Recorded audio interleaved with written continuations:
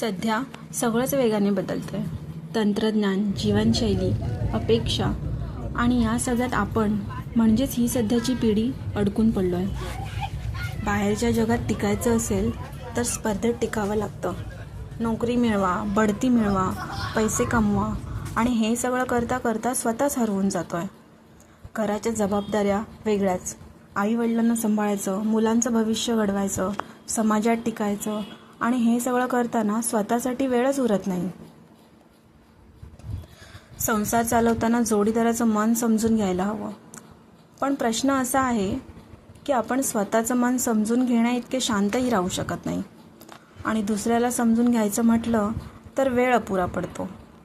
एका बाजूला ऑफिसच्या टेन्शनमध्ये डोकं चालूच असतं, दुसऱ्या बाजूला घरात हसतमुख राहावं लागतं. अर्थात प्रेम आहेच, पण कधी कधी ते व्यक्त करायला शब्द सापडत नाहीत. कोणते TPA चे, कोणते गव्हर्नमेंटचे, कोणते कॉर्पोरेट, ते पण आहे ना.